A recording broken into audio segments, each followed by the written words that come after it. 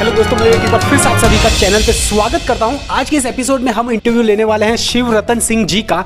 जैसे कि आप लोग जानते हो कि इनका एक यूट्यूब चैनल है लकी फिजिकल डिफेंस एकेडमी, और इनके जो आंकड़े हैं यूट्यूब चैनल के, सच में ये देखने पे आपके होश खो बैठेंगे। 3 महीने के अंदर 1 लाख सब्सक्राइबर क्रॉस करना कोई छोटी बात नहीं होती। तो आज इन्हीं के बारे में हम लोग पता करेंगे। चैनल को सब्सक्राइब कर लीजिएगा, नोटिफिकेशन को ऑल पे हिट कर लीजिएगा ताकि इनके आने वाले बहुत इंपॉर्टेंट वीडियोस आप तक पहुंचे, आपके मोबाइल स्क्रीन तक पहुंचे। उसके लिए नोटिफिकेशन को ऑल पे हिट करना बिल्कुल भी मत भूलिएगा। तो चलिए स्टार्ट करते हैं। हेलो सर, कैसे हो आप? बढ़िया, जय हिंद, जय भारत। तो सर आज सबसे पहला क्वेश्चन, यानी कि मैं भी काफ़ी टाइम से, यानी कि काफ़ी सारी पब्लिक आपसे पूछ रही है और मैंने आपके सारे वीडियोस के अंदर काफ़ी सारे कमेंट्स भी पढ़े हैं। सबसे पहला मेरा सवाल आपसे कि फौज में यानी कि आर्मी में जाने का ख्याल आपके मन में कैसे आया? आर्मी में जाने का ख्याल तो ऐसे है कि मेरा ऑलरेडी जो बैकग्राउंड है, जिसमें मेरे फादर हैं 17 राजरीफ से सूबेदार कलर से रिटायर्ड हैं, वो अभी उन्होंने भी मेरे को मार्गदर्शन किया है। और हमारा फैमिली बैकग्राउंड ही ऐसा है जिसमें मतलब हम सभी मतलब फौज से रिलेटेड है। ओके, यानी कि फैमिली बैकग्राउंड पूरा, यानी कि सब लोग फौज में ही हैं। That's a great thing. इससे भी काफ़ी सारी चीज़ें सीखने को मिलती है। हाँ, ये मतलब बैकग्राउंड है। और उसमें मेरे को फादर ने मेरे को मोटिवेट किया जो फर्स्ट भर्ती में मैं गया था। और मैं आपको एक बताना चाहता हूँ कि भाई मैं रिलेशन था मेरे पिताजी का, लेकिन फिर भी मैंने वो रिलेशन नहीं, रेली भर्ती से मैं भर्ती हुआ हूँ। जो मेरा फादर का रिलेशन था वो मेरे उस टाइम कोई काम नहीं है। मैं ओनली एक देखने गया था और मेरा फादर का जो रिलेशन सर्टिफिकेट होता है जो उसका मैं यूज भी नहीं किया है। मैं अपने दम पे मतलब फादर के गाइडेंस से, अपने गुरुओं के गाइडेंस से मैं भर्ती हुआ था। वो भी रेली भर्ती, जयपुर से मैं भर्ती हुआ था। ओके, यानी कि आपने लगभग 18 साल आपने इंडियन आर्मी को दिए हैं। 18 साल 3 महीने के समथिंग मैंने कुछ नौकरी की है। सच में आप सोच सकते हो 18 साल अपनी लाइफ का। Great great great. तो चलिए इसी बात पे पूछते हैं कि आपका एक्सपीरियंस कैसा रहा इंडियन आर्मी में। जैसे आपने 18 साल बिताए, आप स्टार्टिंग से स्टार्ट किया, यानी कि पहला साल, दूसरा साल, उसके बाद में 18 साल की लंबी जर्नी। दोस्तों 18 साल की लंबी जर्नी अपनी लाइफ की। आप लोग पूछना चाहते हैं, उनको पता करना है कि आपने कैसा एक्सपीरियंस लिया पूरे 18 साल। 18 साल में बहुत ही ज़बरदस्त आज जिस पोजीशन पे मैं हूँ फौज की बदौलत ही हूँ। भाई मेरे पास गाड़ी है, घर है और मेरे पास फैमिली है, बच्चे हैं। किसकी बदौलत है? आज वो आर्मी की बदौलत है। तो मैं सभी भाइयों को जो मेरा चैनल देख रहे हैं, जो मेरे सब्सक्राइबर हैं, जो भी बंदा मेरा चैनल देख रहा है, उनको मैं बताना चाहता हूँ 3 महीने की मेहनत करो और पूरा लाइफ आप सिक्योर कर सकते हो। जो मैंने अपनी लाइफ सिक्योर की और भी मेरे कई फौजी भाई जो सिक्योर करते हैं, लेकिन उसके लिए आपको पसीना बहाना पड़ेगा, आपको उतनी मेहनत करनी पड़ेगी। तो जो हमने भी मेहनत की है और भी बाकी बंदे भी कर रहे हैं जो फौज में लगे हुए हैं, तो अपनी मेहनत करनी पड़ेगी। और बहुत ही शानदार मेरा एक्सपीरियंस रहा है जहाँ भी मैं रहा हूँ। मतलब फौज का आशीर्वाद रहा है, फौज से मेरे को बहुत प्यार मिला है। तो all the Indian, I love my Indian army. Great great great. So जैसे कि आप लोग जानते हो कि 3 महीने के अंदर 1 लाख सब्सक्राइबर क्रॉस कर लेना ग्रेट अचीवमेंट होता है।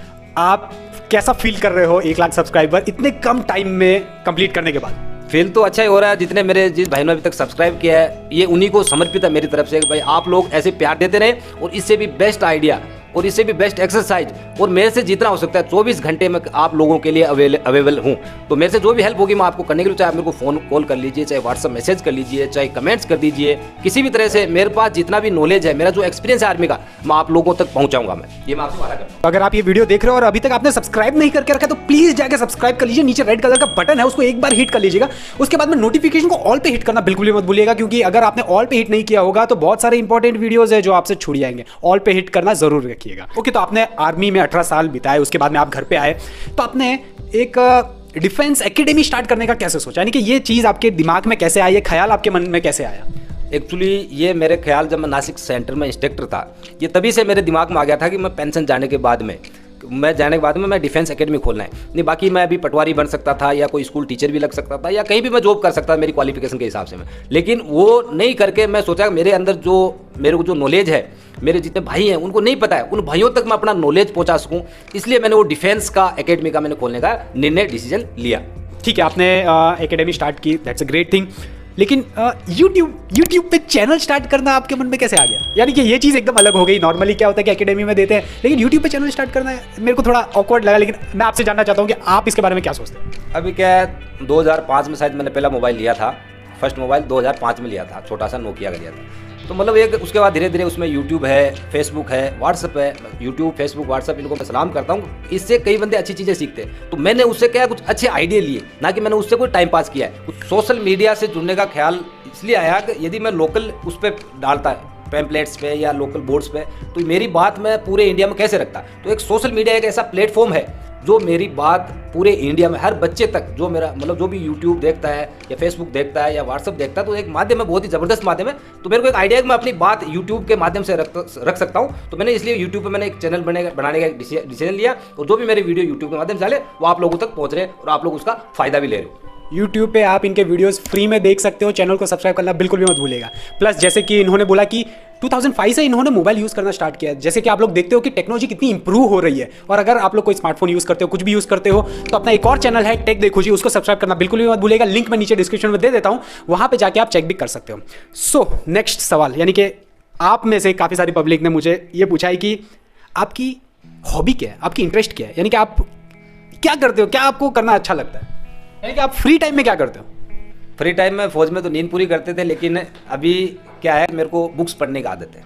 मतलब जो अच्छी किताबें हैं, किताबें पढ़ता हूँ। प्लस मेरे को खेल से इंटरेस्ट है, तो फुटबॉल, वॉलीबॉल, क्रिकेट कम खेलता हूँ, फुटबॉल, वॉलीबॉल है, ये बैडमिंटन है, ये मैं ज़्यादा खेलता हूँ। अभी भी खेलता हूँ बच्चों के साथ, और फौज में थे तब भी हम गेम खेलता था मैं। तो मेरी किताबें पढ़ना, फुटबॉल, वॉलीबॉल वगैरह वगैरह। सो आप लोग कौन सी गेम खेलते हो, किस में आपका इंटरेस्ट है, प्लीज़ मुझे नीचे कमेंट में बिल्कुल भी बताना मत भूलिएगा। सो अब काफ़ी सारे सवाल पूछ लिए। अब आप में से बहुत सारी पब्लिक ने इनसे कोई सवाल पूछे हैं, जो मैं इस चैनल के माध्यम से, इस वीडियो के माध्यम से मैं इनसे पूछूंगा, और ये वीडियो एंड तक देखिएगा क्योंकि आपके सवाल भी इस वीडियो के अंदर हो सकते हैं। सो सबसे पहला सवाल अमित चौहान जी ने पूछा है कि सर मेरी थाई में बहुत दर्द होता है रनिंग के बाद। आपका भी यही सवाल था कि नहीं? Please let me know in the comment section, नीचे कमेंट में बताना बिल्कुल भी मत भूलिएगा। सो थाई में प्रॉब्लम होती है रनिंग के बाद, इसके बारे में आप क्या बोलना चाहते हो? हाँ, थाई में मतलब रनिंग जो करता है उसका मतलब मेन थाई है, पैर है, कंधे है, दर्द करता है। तो मैं ऑलरेडी पहले भी बता रखा है, वीडियो बता रखा है कि उसमें आपको सरसों के तेल की मालिश करनी है।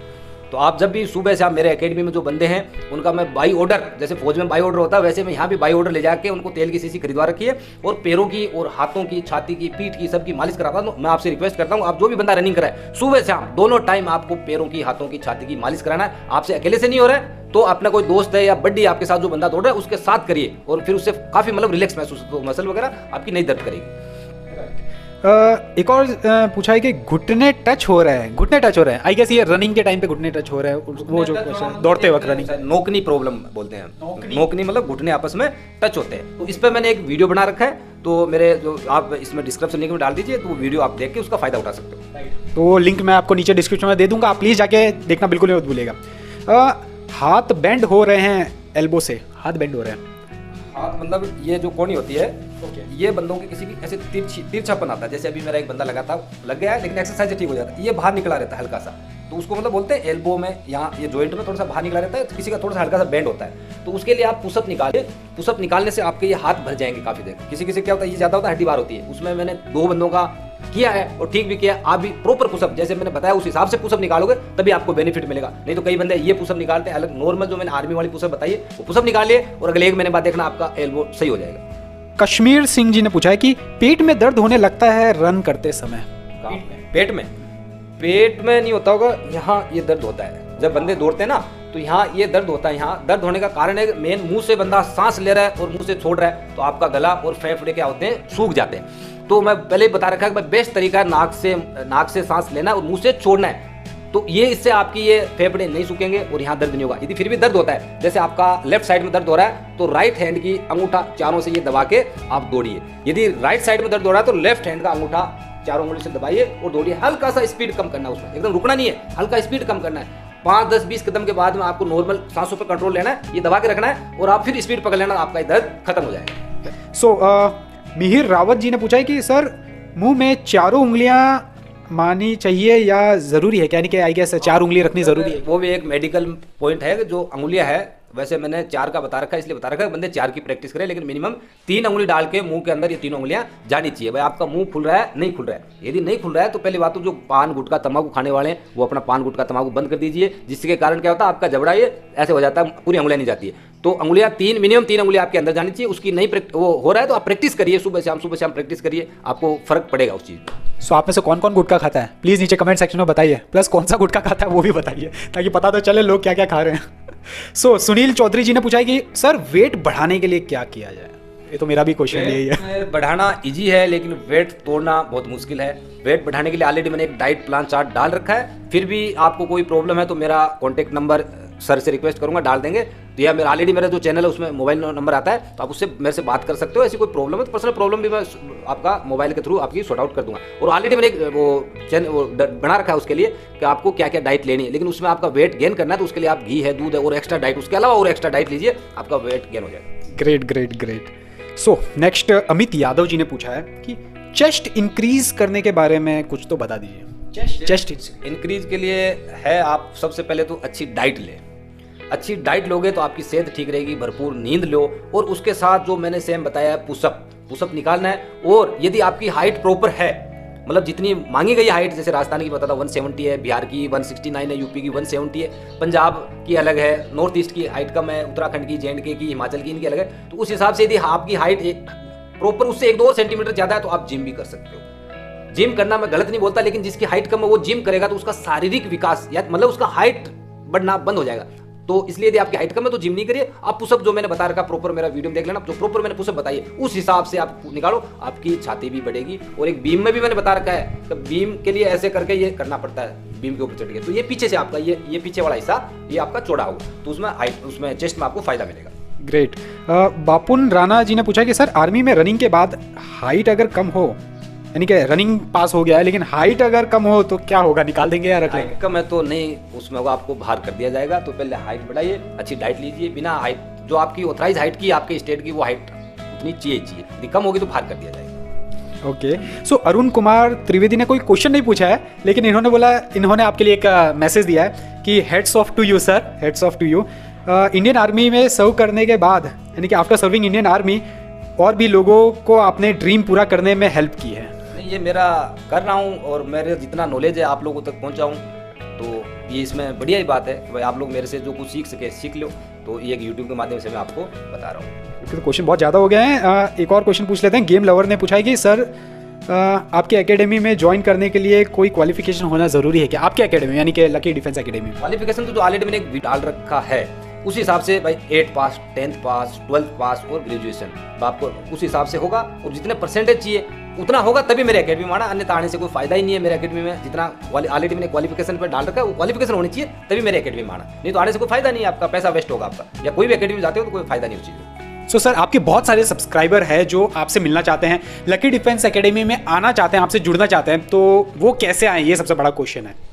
तो इसमें यदि कोई बंदा दिल्ली से आना चाहता है तो दिल्ली सरायरोला से डायरेक्ट ट्रेन है लाडनू के लिए, जो मैं वहाँ जहाँ अकेडमी चला रहा हूँ, LAD एनुअल लाडनू, राजस्थान में नागौर डिस्ट्रिक्ट के अंदर लाडनू तहसील है, वही मेरी एकेडमी है। तो बंदा जो भी दिल्ली साइड से आना चाहे, दिल्ली सरायरोला से डायरेक्ट ट्रेन आ जाती है लाडनू के लिए, 6 से 7 घंटे का रास्ता है। बाकी को जयपुर से आना चाहिए तो 190 किलोमीटर, जयपुर से बीकानेर से 180-190 के आसपास है। जोधपुर या बाड़मेर, जैसलमेर साइड से बंदा आना चाहे तो वहाँ से भी जोधपुर से डायरेक्ट ट्रेन है, सूरत, गुजरात, अहमदाबाद, वहाँ से भी डायरेक्ट ट्रेन है। तो ट्रेन का माध्यम है तो कोई आपको प्रॉब्लम नहीं आएगी। तो ट्रेन कोई भी आना चाहता है दिल्ली से या जोधपुर से, जयपुर से, कहीं से भी बंदा, लाडनू रेलवे स्टेशन है, रेलवे स्टेशन पर आ जाए, हमारा बंदा आपको लेने के लिए आ जाएगा। उससे पहले आप फोन कॉल कर देना हमारे।